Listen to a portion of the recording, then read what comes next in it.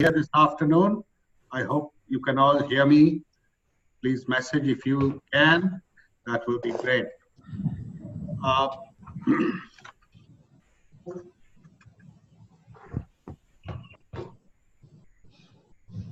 Thank you for confirming that you can hear me. Let's get started. Again, thank you for being here, and a special thanks to Professor Vasanthi Srinivasan for taking time out to be with us this afternoon. As you are aware, she's going to talk about a very important set of skills that each and every one of us need. Process skills does not just develop our communication, but I think will make us more effective as managers, as people, and allow us to lead much better lives. So let's, while we're going to focus on the communication, I think there's a lot of learning this afternoon. Incidentally, Vasanthi and I go back a long way. We used to work together in Wipro many years ago when she joined us at that time from XLRI after completing her undergraduate studies at Jyoti Nivas College. And we worked together for a few years, and then she came to IIM Bangalore and started her doctoral program here. And many years later, when I was contemplating coming to IIM Bangalore and teaching here, you know, at that time I was very unsure about whether I'd be able to do it. And at that time, I do recall, and I'll never forget this, Vasanthi said, "Bringy, you can do this one, okay?" And I think she gave me such a big dose of vitamin M, motivation, and the confidence to actually take up a career, and now spent 20 years in academia. And Vasanthi, thanks to you. Really appreciate it. So I hope your talk today will be as motivational to all the others as it was to me. And without further ado, I hand over to you. Have a great webinar. Thank you. Thank you, Bringy. What we are going to do is just make sure that we kind of sets a little bit of, boundary conditions for this afternoon's participation. I'm going to present some ideas that really is coming out of the research that I'm currently engaged with. Then it is work in progress, but I do believe that it would give some insights into what's happening within your organizations. My request to you is just keep putting up the questions as they kind of come to your mind, because many times when we are listening to people, there are a lot of questions going on in our heads. Okay? So don't worry, don't judge those questions. Don't worry about whether it's stupid, whether it is makes sense or not. None of that should be an issue. Okay? So my suggestion is just keep posting the questions. And what I will do is, after about 30 minutes of conversation, I will then pick the questions that are coming in and spend a lot more time actually addressing them. Okay? So let's now begin for this afternoon. When Bringy requested me to do this session for the Center for Communication, one of the things that came to my mind was how fundamental is communication to human existence. Okay? And then I spent a little bit of time thinking about what is it that we do as professionals. Most of us are focused. So when we talk about communicating, and I'm communicating to you right now, you will observe something very interesting. I am talking about a topic, but I'm also using this time and space to be able to get you to think, get you to just explore ideas. Can people please mute their microphones? Yeah, please mute your microphones.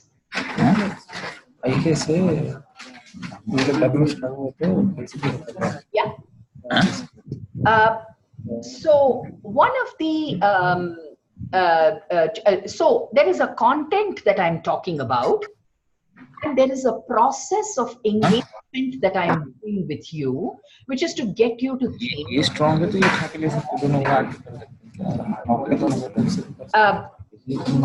I'm sorry, there are some of you who've not muted. Bringy, can you request the tech person to come and help me here with this?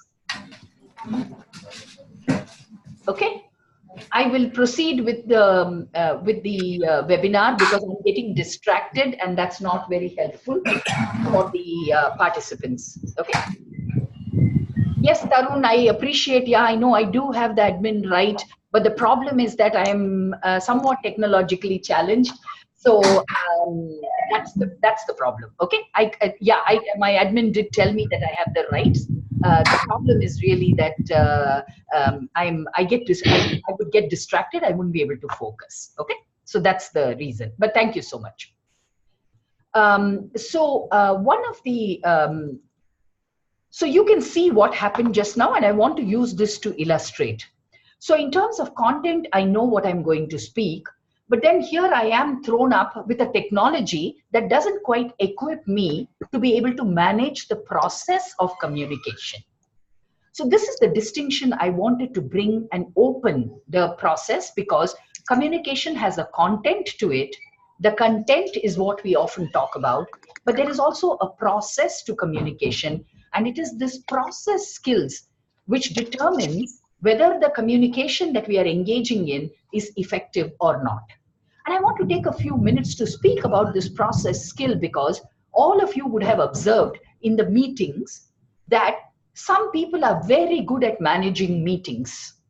Okay, it's not about what they are talking, but it is in the way they ensure that everybody participates in the process, in the way they respond to the questions that are raised. And I remember in one of the meetings that I was sitting in, where one of the leaders was actually asking, saying, please speak up. And there was no one speaking up. And when someone spoke up, the person actually said, yeah, yes, but. Okay. Now this yes, but is the most dangerous thing for processes, because what it really means is you don't care about what the other person has said, and therefore you just are preoccupied with what you want to say. So you now see the content is where we give a lot of emphasis. What am I saying? What is the topic? But I believe in the future, as technology and other processes become more and more robust, the process skills, how we do things, will become even more important. And in today's webinar, my focus is going to be on process skills. Okay, so I hope that's a good context for us to begin. So what am I attempting to do this afternoon? This afternoon, over the next 25 minutes, I'm just going to be looking at getting you to reflect. Because as Confucius has said, experience, which we often lean upon, is the bitterest. Okay? So makes sense to kind of reflect about how effectively we communicate and how much we are equipped for a future. So I want to spend a few minutes on reflection. Okay? So what is reflection? I mean, can some of you post on the chat? What is reflection? What do you understand by it?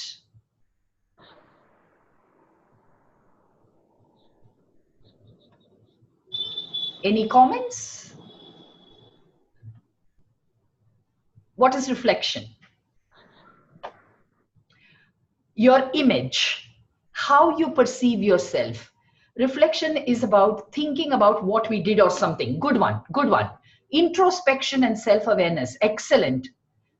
It is, reflection is about self-realizing oneself. Wow, profound. Okay, what we know about ourselves, revisiting an idea or experience, and reacting. Okay, great, great. Good, some set of ideas to work with. As you can see that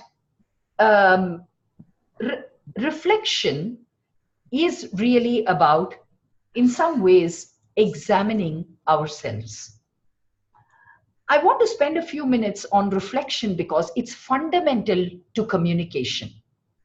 In a reflection, what is happening is there is an internal, personal communication happening. Okay, let's just look at this. As you're reflecting, you're having a conversation internally with yourself. You're thinking about, when have I reflected? What does reflection mean? Because you're not opening a dictionary or you're not Googling and sending it. Okay, so which means that there is some thinking, some processing that you're doing as you are listening to my conversation. Now, reflection is important because reflection is about me being aware of myself, and it is fundamental to communication. Fundamental to communication, because reflection is intrapersonal within me. It's a communication that I am having with myself. Okay, is that clear? So let's now next move on to the reflection is important because I always believe that when we use the mirror, we say reflection. Yeah, I can see my reflection in the mirror. What you see is yourself. Okay, but it's interesting that on one day I think I'm really beautiful. Wow, look at my face. And on another day, I can only see my gray. Okay, so now I want you to tie back. How come one day I'm able to see me or myself as beautiful or handsome, and the next day what I'm able to see is my gray? Okay, so the mirror has not changed. So obviously the way I see, the way I perceive myself has changed. So there is the communication that's happening internally which has changed. Okay, let's look at why is reflection so important. We often reflect when things go bad, when things go wrong, when we have messed up. Okay, very rarely do we reflect and ask, why is something going right? What are we doing that we can do better that will help us to make something good? We rarely reflect when things go good. We reflect a lot when things go bad. Okay, so this is something I want you to keep at the back of your mind. Reflection always provides insights, and insights are unique and personal, and they differ across individuals. So from today's, my experience has always been that I deliver the same session, but as many of you who are out there listening to me will take insights that are very unique to you. And you will see that in the spectrum of questions that get raised, you often wonder, how come people are thinking so differently? It's because insights are personal and unique. It's the insights that allow you to act differently. Okay, once I reflect and I say, yeah, so just look at what happened with this webinar. Like I'm saying, okay, how do I control this mute? And there is Tarun saying you can do it on by yourself. And then there is me who's reflecting on it and telling the Tarun that yes, I'm aware, but it's difficult for me to act. So what we are doing at that point in time is we are reflecting in action, and we are also reflecting on action. Tarun's helped me to reflect in action. And after that, I'm stepping back and saying, you know something, as a person, I cannot do two things at the same time because I lose focus. When I'm saying that, I'm actually reflecting on my action. Okay? So to summarize, the heart of communication, because I have to respond to people, the basic, the fundamental, the crux of effective communication is our ability to reflect. Okay? So that's one for me. As I look into the future and as the environment becomes more and more complex, reflection is like a solid stone. The more I reflect, the more I kind of realize what I can do well, not do well, what should I be saying, what should I be asking, how should I be responding. All these aspects are possible only when I'm able to reflect. Okay? So I hope I have kind of provided you with enough to think about on reflection. Okay? So now let me go on to what I'm going to present today.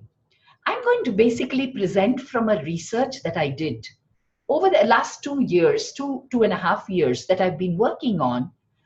I've been asking myself this question in terms of what are the capabilities that will be needed for the future?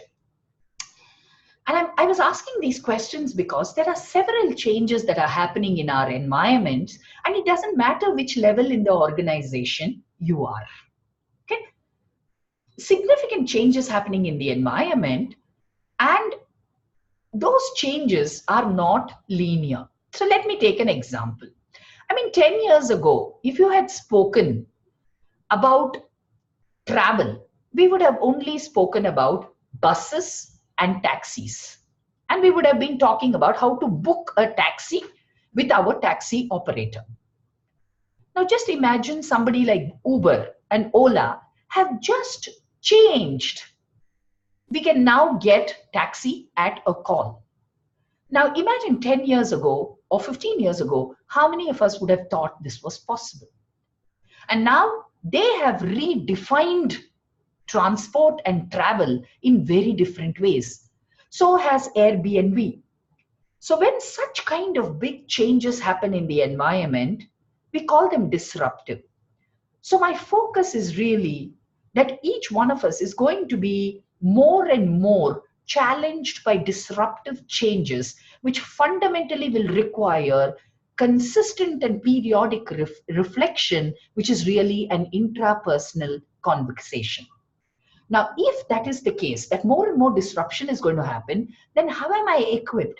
How do I know that I will be relevant in 2020, 2025? Okay. So the whole focus was, what will this future readiness look like?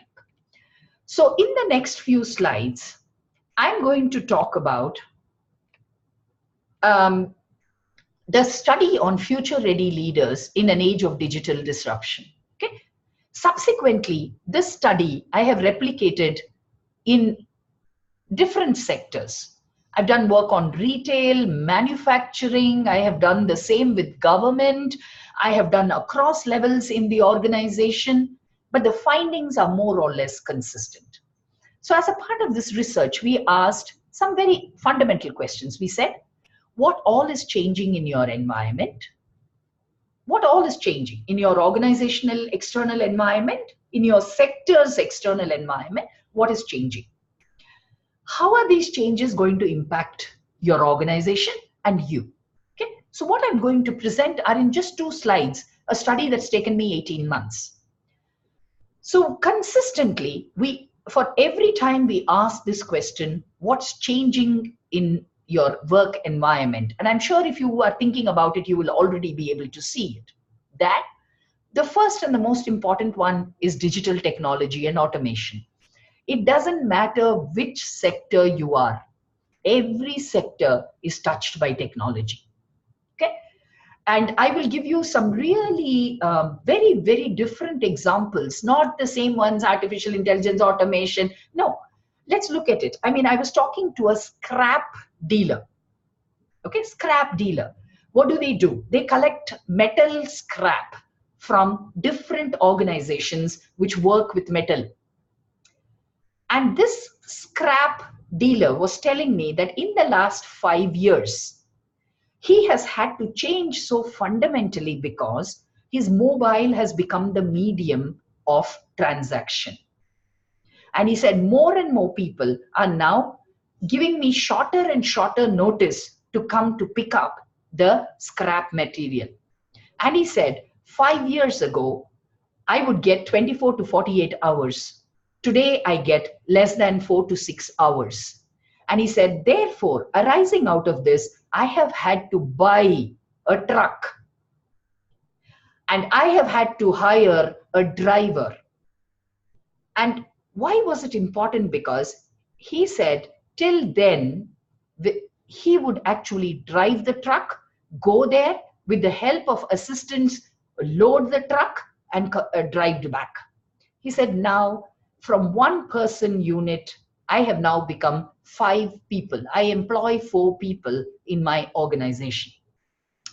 So digital technology, because everybody talks about job loss, and that's why I'm giving you the example of job gain, that several places technology is transforming. The second piece that everybody talks about is changing stakeholder expectations. For those of you who work with clients, you will be able to see very quickly that Your clients are making demands which are difficult for you to address by yourself. Okay?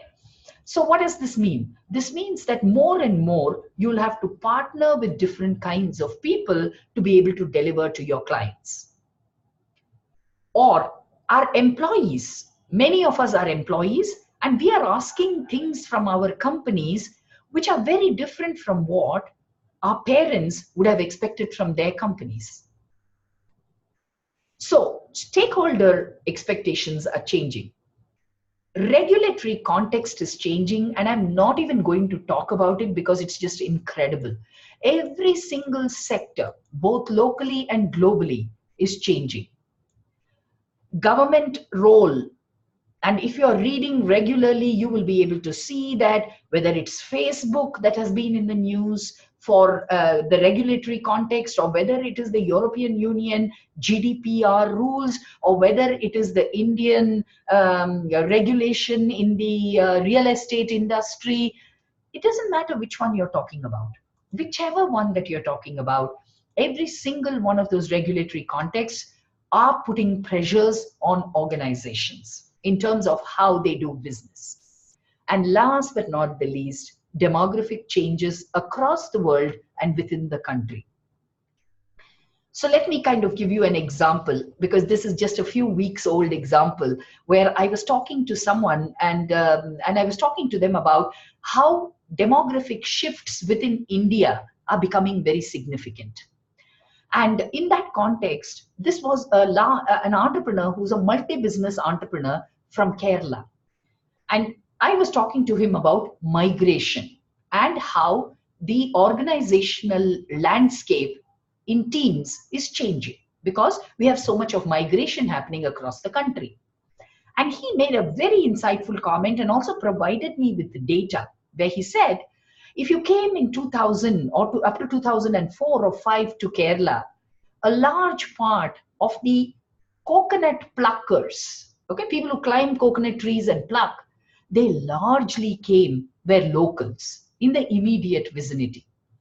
And he was telling me that by 2007, the people who are plucking coconuts in the plantations in Kerala were mostly from Karnataka and Andhra Pradesh. By the time it came to 2013-14, there are people coming in from Maharashtra and from Orissa.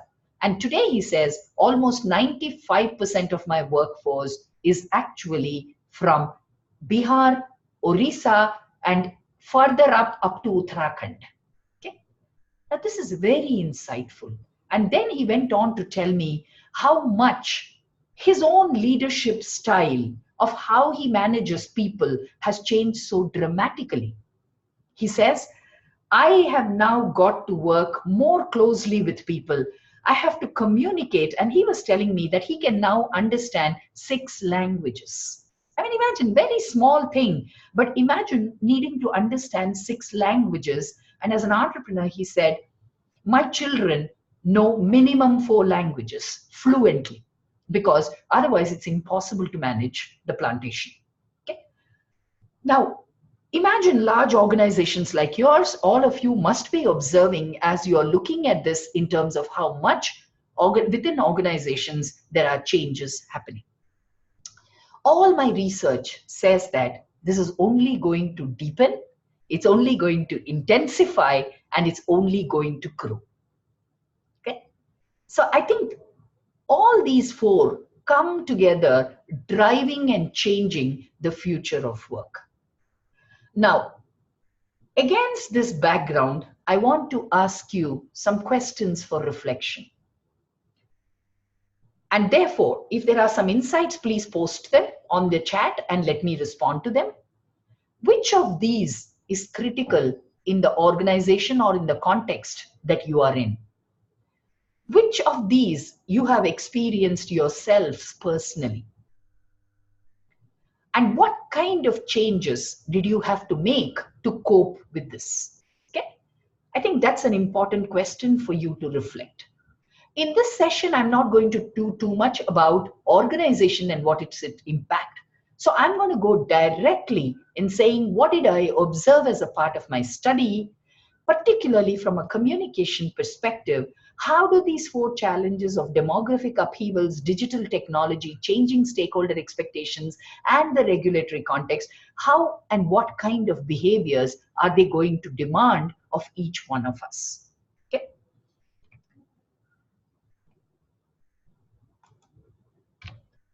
So while I was doing some work on this question, on what is changing, I came across this future of work community, which had put up this nice, wonderful principles of how future of the organization is going to look like. I'm sure if some of you are there from large organizations, you'll be able to see all of this happening within your organization. I'm sure most of your organizations are saying, where is innovation? How can we do distributed smaller teams? How do we democratize learning? How do we build flatter structures? Many of your organizations are looking at gender diversity. You're saying, how do I adapt quickly? How can I not just focus on profit, but actually kind of look at the whole organization's sustainability? So you will see these conversations happening with your within your organizations. And maybe some of us are wondering, what does this mean? I mean, organization keeps saying innovation, innovation, but why? I mean, we are doing well. So what's the problem? Okay. Now you'll see something called intrapreneurial, which means you have to think like an entrepreneur within your large organization. How do I do that? How do I behave? What do I speak? How do I build? So you will look at each one of these principles and they have implications for communication as a leader. When I use the word leader, no, please don't look up your management. Yeah. Okay. Everybody says, oh, top management is leader. Rubbish. Okay. If there are people there who are listening to you and working on what you're doing or what you're asking of them, then by default, you are a leader because you have a follower. Okay. So that's the definition in my head. It's not about which designation you occupy in the organization. No. If you have a customer and your customer is listening to you because you have some advice that you're providing or a support that you're providing, then you are a leader and the customer is a follower for that experience. Okay. So that's how I want you to kind of use the word leader for the purpose of this session, because that's how I mean. Okay. So you will see that all of this is what the future organizations are going to look like more and more. Okay. Like I said, my focus is on you, the person, and therefore this is the only slide where I'm going to talk about the organization. Now, if this is the organization, then what all are the future ready skills that I need? Now, please remember, for this session, I'm not going to focus on some of the basic skills. Problem solving as a skill, planning, working in teams, being able to think and do productivity improvement. I'm not talking about any of them because they are basic for survival in any context. Okay, so that's not the focus for today's presentation, because in the title I mentioned future readiness. Okay, so that's the backdrop to today's presentation. So what are those future ready competencies, future ready skills that we need to kind of start building for ourselves? Okay, so let's look at it. In my study, we got 4 leadership competencies: sensing, agility in thinking and action, heuristics and biases, and engage systemically. I will explain each one of this. We have another 10 minutes. Is okay? Yeah. So what I'm going to do is I'm going to unbundle each one of this from a communication perspective. What does it mean for us when we are communicators? Sensing, okay? The word just means what it means, which is, how can I predict the future? How can I see what's happening and make sense of it? How do I make sense? Okay. So the first most important thing is, am I looking outward? Okay. I find a lot of people who come on the program, they don't look outward because we are so busy doing our whole thing, our work day in and day out, that we don't even look outside to see what we are doing. So I've used two things there, both of which are very critical. Looking outward. I mean, what are people talking in my company? Why is my senior management saying something? And for those of you who work in companies, you know what really bothers me is that many of you don't read your annual report. Every year, your company puts out a report on saying how they are doing, what they are doing. And I find a large number of people don't even read their company report. I mean, that's like a newspaper. If you don't read a newspaper, how can you even have a conversation with anybody? If you don't read your company report, look at how your company is performing, how will you even be able to understand what is going to happen with you, for you? Okay. And then I say engaging within, because when you read the report and then suddenly you say, oh my God, I didn't know that we were thinking in this direction. I remember one of my participants came back after a session like this where I said, did you read your annual report? And I told him, go back and read your annual report for this year and come back. And he came back and what he said, you know something, Professor, after I read the report, whatever little I understood, now I understand why they want us to do new projects. And I said, for the past 2 years, the company has been trying to get you to do that. Why did it not register? Because the person said, I didn't know how that linked with what I had to do. I'm sure there are many of us who are like that. Okay. So looking outward is looking at what your company is doing, what the sector is doing, what the industry is doing, what the national economy is doing. So there are different levels of looking outward and engaging within, because you're also asking this question, what does this mean for me? How do I consult with others on my conjecture? Okay. So I remember I was saying, I sometimes sit and think, okay, what do I think will happen when a company is expanding? Oh my God, how quickly they are expanding. So what could be some of the challenges? Because we can see opportunities. Who do I go and discuss this with? Yeah. When I start discussing, and like somebody said, no, you bring one idea, another person brings another idea, and each one of you leave with two ideas each while you came with one idea. That's communication. That's consultation. Yeah. So if you don't do that, how are you going to be relevant? Reading and listening to widely different perspectives. You know, our friends look exactly like us. Yeah. And I'll talk about it more in the next slide. So, which means you don't have a very different and diverse set of people. So how are you going to get diverse ideas for sensing? If everybody thinks the same, what is there to sense about the future? Yeah. So I want you to kind of reflect about this. So now you can see I'm nuancing the communication. What does it require? Looking outward, engaging within requires intrapersonal communication. Talking to others, engaging with them requires interpersonal communication. Commenting on what somebody has written requires excellent written communication. Okay? Oral, obviously in speaking, and finally peer-to-peer communication. When you have consultations, many times you have with friends who are your peers. Okay? How do I do a good peer-to-peer communication? You just reflect on your day. Huh? Most of our conversation, 75% or 90% of our conversation is frivolous conversation.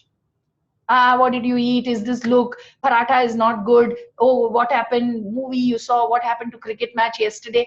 Just look at the percentage of time that you spend on intrapersonal, interpersonal, future ready, peer-to-peer communication. Most people tell me it's insignificant. So how will you grow in your career? Let's look at the second competency. How agile am I in my thinking? Okay, agility is not speed. Most people confuse.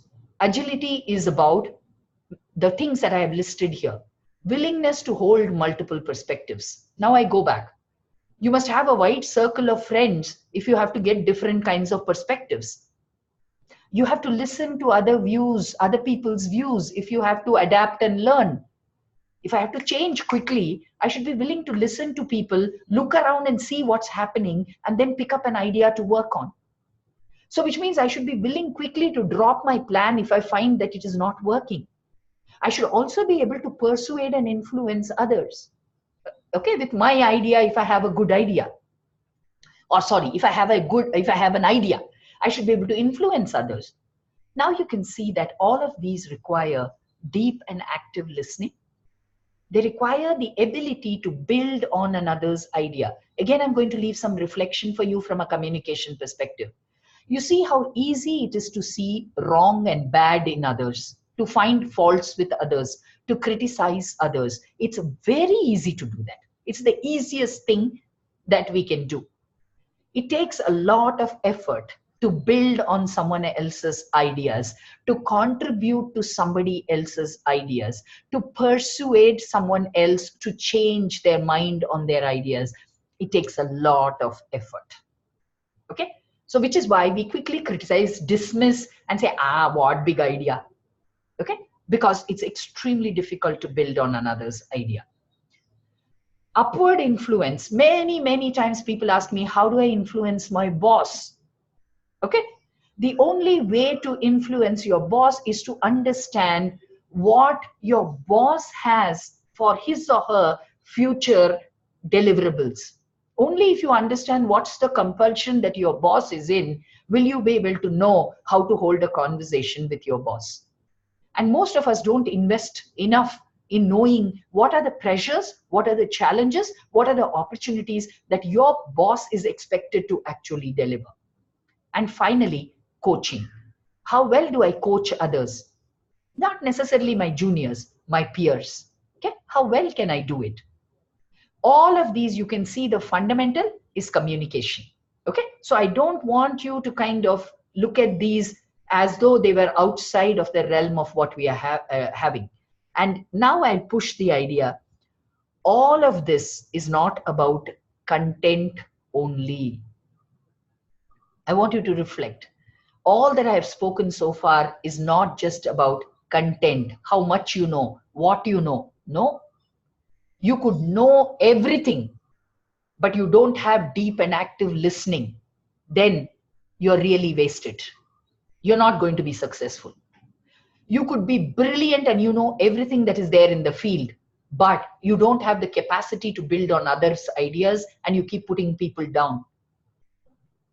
Same problem. Okay, so you now see that there is a process skill associated with communication, not just the content. It's not about what I'm saying, but it's about how I am saying whatever I am saying. Okay. By now it's clear. The third one for me was the most insightful one personally when it came as a part of this study. The first, what came out was that the more we are successful, the more we continue to do the same thing. I repeat, the more you're successful, the less you experiment, the more you take your success and do the same thing and repeat. This is not going to work in the future. It worked in the past because you could predict. In the future, as things become uncertain, you've got to question assumptions. Why are we doing this? Why can't we do it differently? Let's try what she's saying because she seems to have a good idea. That's the thinking. Am I willing to shed past success? Am I willing to make difficult conversations with people? I disagree with you, but can I still have a conversation with you? Can I meet people who have diametrically opposite points of view? Usually what we do, we don't want to offend others and we walk out. Okay? Every time you walk out, you're losing an opportunity to improve yourself, because the most difficult thing is to be with someone who has an absolutely opposite point of view. Listening is so much tougher. Making a point of view is so much tougher, so much more tougher. Whereas if it's your friend, no, he or she will complete the sentence when you open your mouth because they know exactly how you think. Okay? So you can now see that decision making without using the heuristics and of the past, not using the biases of the past, requires non-judgmental listening. I want you to reflect for a minute. In the meetings, I have seen this. If somebody opens their mouth and assuming that you don't like that person, no, mentally you would have switched off. Well, as long as that person is speaking. That's called judgmental listening. So I'm saying, how can you do non-judgmental listening? How can you be open to being challenged and questioned? How much do you look forward meeting new people? How much can I do in terms of multi-level influence? Okay, all of these are about decision making with heuristics that are not just from the past. And last but not the least, thinking systemically. I love this one, which says dividing an elephant into half does not provide two elephants. It creates mess. Yeah. Look at the way we analyze every problem. We break it down, break it down, break it down. Okay. Our organizations might expect that when we are doing a root cause analysis, they may expect us to analyze. But for your own personal development, you've got to step back and say, if we did all of this, what we have analyzed and broken down, if we pull it all together, will we still deliver to the customer in terms of what they want? And you will find 90 out of 100 times, if you did all that you had to do, you may still not satisfy or delight a customer. Okay. Other one to think about, and again, for many of you, this will be clear, is that all of today's problems are an outcome of somebody who made a decision yesterday. In their limited wisdom, in their good intent, they made that decision. And that decision created today's problems. Okay? So thinking complexly requires that you have to just step back a little bit and look at the problem. And it doesn't matter whether it is about saving to make sure that you don't spend everything by the second week of the month. It doesn't matter if it is about that or whether it is about building a new business. It really does not matter. The question is, are you thinking long term? Are you thinking systemically? Okay. So you can see that it requires a whole host of empathetic communication, listening, all kinds of forms. So finally, is this big skill matrix there? Okay. I know you really have to look at it very closely, but if you look at it, whatever I have spoken so far is built into all the future work skills. In particular, it is very interesting that higher the tech, higher the touch. I repeat, higher the tech, higher the touch. So which means as you introduce more and more technology, you have to be extraordinarily careful that you develop social intelligence in people. What is social intelligence? I'm going to spend a little bit of time because social intelligence has 3 dimensions as far as I can see. Okay. The first one is intrapersonal intelligence. How well do I understand myself? How self-aware am I? There's a second component, which is interpersonal intelligence, often called as emotional intelligence. How much am I aware of how others are feeling, thinking, and therefore how am I able to adapt my behavior in that context? So there is intrapersonal intelligence, reflection, how do I look at myself? There's interpersonal intelligence dominated by emotional intelligence. And there is a third form of intelligence that we don't talk about, which is contextual intelligence. What am I picking cues from the environment? How am I able to sense whether a group is positively oriented to me or negatively oriented towards me, towards the topic, towards the problem? Okay. So social intelligence for me is, the heart of it is process skills. How much am I aware in terms internally, interpersonally, and contextually? By now, I hope I have emphasized enough on saying that what we really need to do as we look into the future is just recognize what communication am I good at and what is it that I need to work upon. Because communication for me is a core competence. It's a life skill. Why is it a life skill? Because as I become, whatever I do in my personal life, in the way I communicate, it automatically transfers into my organizational life or professional life. Whatever I learn in my professional life automatically translates into my personal life. The beauty about communication is that it's a life skill. I can bring it from one context, plug it in another context. Haven't you? I don't know how many of you have observed about this, but as you work for a few years, you will realize that as you meet more and more different and varied kind of people, your ability to tolerate a wide range of behaviors actually translates into home, because you become more tolerant of that extended relatives or friends or whoever it is who earlier you actually kind of disliked. So it's interesting, right? Some of these behaviors get transferred from one situation to another. So here are some ideas that are purely personal, okay? Because this whole presentation is about my work, what I have experienced, and what are my insights, okay? So which is why you see I don't have too many books to suggest or say, other reference, nothing. How can I acquire effective process skills? Meet more new people, okay? Make a commitment and say, if I'm going to travel by carpool or I'm going to travel by my company bus, I'm going to sit next to a person whom I've never met and I'm going to make a conversation. Listen carefully to people with whom you disagree most. Always ask what is the motive for the other person to say what they are saying. Why is someone saying what they are saying? Accordingly, your communication will change. We tend to judge others. This was the biggest one for me.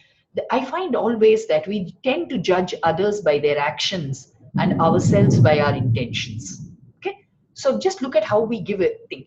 Why did you do this? You'll say, no, I checked this because I wanted to be sure that we are going to indeed give the most accurate number. But when somebody else is checking second or third time, you turn around and say that, why do you want to micromanage? Others have given you the numbers. The same thing when you do, you judge by your intentions. Why did I do it? Because it was in everybody's good interest. But when someone else is doing, we are actually kind of looking at their action. So from a communication perspective, I would ask people to explain intentions more. And finally, I think this is one big takeaway in my 30 plus years of professional career, that as professionals and in our personal context, the most critical one on whether our communication is taken seriously or not is directly a function of how much we are trusted and respected. Trust and respect have to be earned. They can't be got. So if you have to earn trust and respect, your communication, the process of communication has to embody, has to demonstrate and show trust and respect. Okay. So on that note, I think I will stop here and pick some of the questions that come on the chat. So some questions that have come in.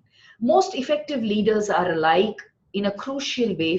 They all have a high degree of what has come to be known as emotional intelligence. Yes, I agree with you. Yeah.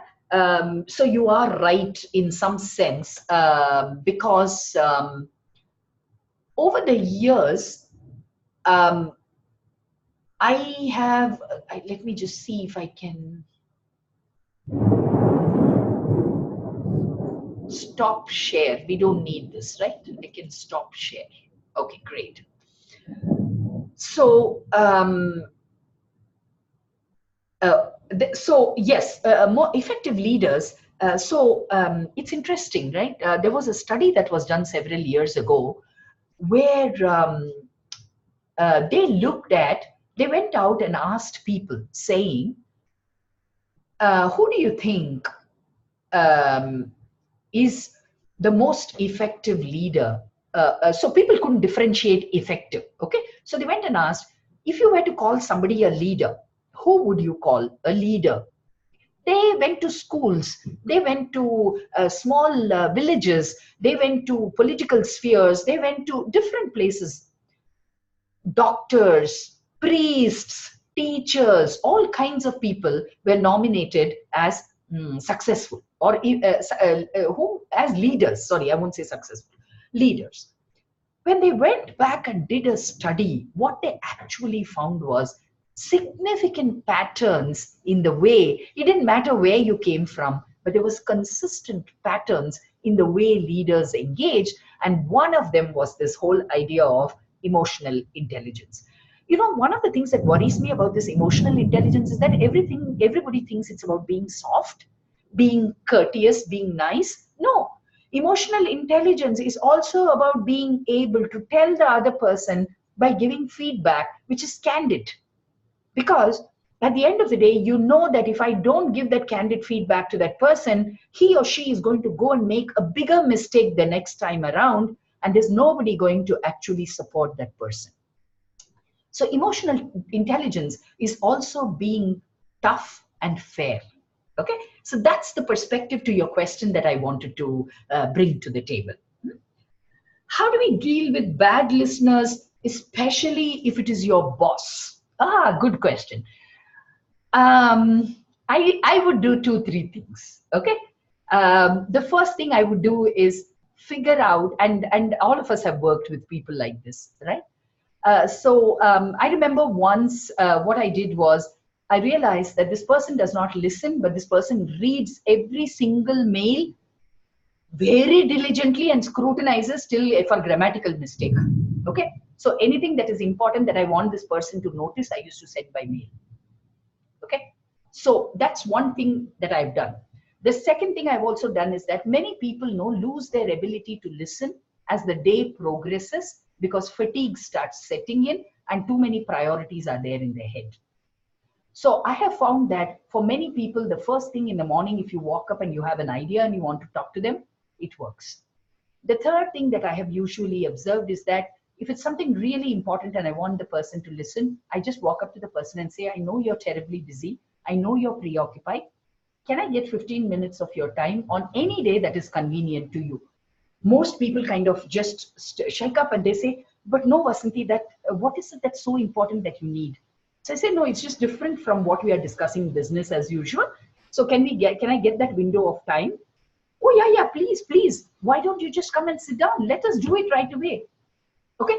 Now what happens is you've got that person focused and to listen to you. Okay. Now you will have to do this sometime or the other. Okay? I hope that helps. Whoever has asked, I'm sorry. Actually, Arushi is helping me to consolidate so that I don't get lost. Sundar. Okay, thank you, Sundar. That was a great question. Great question. Let me now look at the next question. You'll also again have to tell me who this is. As and when we grow, I feel the word empathy loses its value and essence. Oh my God, what a great question. How do we continue being empathetic towards others? Rashmi, how wonderful a question this is. What can I say? As you go higher, you need even more empathy than you did when you are at lower levels. And the response is very simple. As you go higher and higher in the organization, there are more and more stakeholders who demand attention. So I'm making decisions on behalf of a client. I'm making decisions on behalf of the company. I'm making decisions which is going to have impact on employees. I'm making decisions which has impact on financials. I have to satisfy all of these stakeholders when I'm making a decision. Okay. So if I am not extraordinarily empathetic, I can just lose one of these stakeholders. Yeah. My own experience is that as I get into more and more work that I do, which is multi-country, multi-stakeholder, I find that I have to apply extra effort in making sure that I am empathetic. Okay. So my consciousness when I'm doing stakeholder, multi-stakeholder is so much higher than when I'm just dealing with my director or with my colleague, because it's so much simpler. Yeah. So empathy, as you go higher and higher, has to grow, because it is probably the most critical one as you're making decisions, particularly which have significant impacts for the long run. Okay. Thank you. Thank you. Some of you are logging out. Please go ahead and log out, because I think I might exceed by 5-7 minutes. Okay. Thank you so much for being here. And there are several of you who are signing off. Thank you so much. Thank you so much. Yeah. Let me look at the next question. How do you see migration in international arena in an age where more people are battling for localization? Excellent. I mean, Muthu, what a fantastic question. I mean, I tell you, such great questions. You know, for several years, I have just sat and studied the whole idea of migration. And what can I say? There are two things happening in simultaneity. That there is serious skill shortages across the world, which is going to push us more and more into examining migration.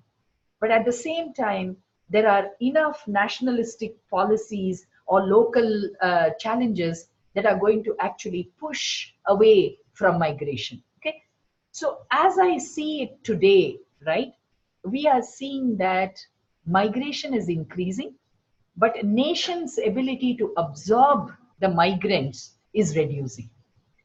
I think it's as true for India, because I see India as a microcosmic representation of the larger global geographic reality. Okay. So the question you asked, I can't answer it in 30 seconds. It's a 3-hour class. Okay. So I'm just going to leave you there saying that, yes, the question is important and we have to kind of reflect on it. But how will we sort this? What happens as technology advances? Will we need so much of migration? Those are the kinds of questions in my head at this point in time. Okay, let me leave it there for now. Okay. Yeah. There are a couple of questions I think that have come in just in the last few minutes. Do you think detachment will work during communication? No, it won't. No, it won't. Smriti, I am finding more and more that detachment has to be in your thinking. Okay, let me nuance it. Okay, there's somebody on my team is messing. I can see the mess. I do know that it's going down. My first reaction is to just tell him or her, what are you doing? I mean, this is just completely unacceptable. It's exactly at that point in time that I have to demonstrate complete and total detachment, which is to say, okay, Vasanthi, have a glass of cold water, count 1 to 25 backwards, and then say, I have to respond, not react. That 45 seconds requires detachment. But after that, when I have to give the feedback to that person, remember, feedback works most effectively when you personalize it and say, I expected a better job from you. Why did I see so many mistakes? What is it that you did not understand? How could I have helped you differently? That has to be emotionally engaged. That can't be done with detachment. Okay, so it is in this migration in your head between a reaction to a situation to a response to a situation, that millisecond or that nanosecond is when the detachment is critical. Yeah. So that second between reaction and response is leadership, for me. Yeah. How to empower each employee to deliver on their expectations. Some require hand-holding, some require nudge, some require push, some require pat, some require stick. The ability of the leader to be able to look at these different styles available to themselves, I think that's the spectrum that we are looking at when we have to empower. Yeah. When to pull which one out for whom, that is communication. That is understanding. Okay. So let's look at a couple of other questions. Um, Let me take Meera. Okay, lovely question. There are times when I think I will ask so many things when I meet this person whom I admire, but I just go blank. How do I resolve this? Okay, a lot of people ask me this question. So one thing I think what works, okay, is before you are meeting that person, before you're listening to that person, take out a piece of paper and write down what is that question you want to ask this person. Carry that with you. Stop the person when you're talking to them and say, I thought about this question when I want to come and talk to you. Right now, don't try and do it in public. Do it one-on-one with that person, build your capacity, and then do it in a group. Okay, I hope that kind of helps you. Shreyas, you have some experience to share. I'm just taking a look at it. I have an experience to share. In my first job, I had some critical reviews of one of my managers. Recently, I saw myself exhibiting someone. Oh my God, yes, amazing insight, Shreyas, amazing insight. We just role model. In the absence, there is so much research to suggest that our first managers profound influence on us in terms of our own leadership behaviors. You are so right. Yes, there is evidence that suggests that we do this. Okay. All that I'm glad is that you're mindful. You're mindful. Okay. And if at some stage in your career, or maybe even now, if you are getting a 360-degree feedback, okay, in that feedback, include some of your previous managers. Yeah. Or previous peers with whom you have worked. You'll get some greater insight on what behaviors to avoid. Okay, so that will become very important. In fact, for you, what is important is shedding this behavior. Yeah, acquiring new behaviors you don't even have to focus on. If you're seeing yourself mimicking some of the behaviors of your oldest manager who you did not think was very effective, I think you have to start shedding. One of the future ready competency, which I didn't discuss earlier, but which is coming out is how do you shed? Because we always talk learn, unlearn, relearn. How do you shed? I think that's an important one also to think about. Okay, good reflection, very good reflection. Is it important to be a good follower, to be a good leader? Of course, goes without saying. Goes without saying. Yeah. So leadership, no, I don't know. I get very stressed when I deal with people when they say that leadership is not position dependent. Just get it out of your heads. I mean, what position did Mahatma Gandhi have? What position did Mother Teresa have? What did Swami Vivekananda have? Nothing. Okay? And they had millions of followers. Yeah. Who are we? We have some 6 people who report to us. Okay? So get this idea out of your head that leadership is position based. It is not. Leadership is issue based, person based. Okay? So if you are a good leader, you jolly well have to be a good follower, because every time you can't be everything everywhere. Yeah. You would have seen this interaction in the classroom. You will see it even more. Now you saw that. Look, Shreyas had such a wonderful point of view. So automatically, I am following his lead. Yeah, I'm following his lead. He's sharing with me an insight. I'm building on that insight. At this point in time, I am a follower. Shreyas is the leader. So this follower leader is issue-based and context-based and person-based. Okay, so please get this position out of this. Yeah, I mean, I'm also going to make one provocative statement because it's beyond the time that we were assigned. I think one of the important things is also that the more we become attached to our positions, the more ineffective and the more irrelevant we will become in the future. Because positions themselves may not exist given the way the context is changing. Okay, I'm going to take one last question and we are closing. Yeah, which one do you want me to take? While practicing empathy, is there a chance that one can go through emotional labor? How do we differentiate? Of course, goes without saying. Emotional labor is when you are in professions, particularly wherever it's service-giving professions, there is a cost to delivering service. Just look at it. Lot of people are actually saying that, imagine working as a nurse in a hospital. Okay, there's so much of yourself that you have to give. Yeah, or a teacher. Yeah, there's so much of ourselves we have to keep giving. And as we keep giving, you'll realize that you need to re-energize yourself. The rate at which you're giving is not the rate at which you will re-energize. Imagine you're a nurse in a palliative care. Okay? The people who come to you will pass away sometime. You know that. You know there is no hope. What will happen to the emotions as you keep giving? That emotional labor keeps increasing.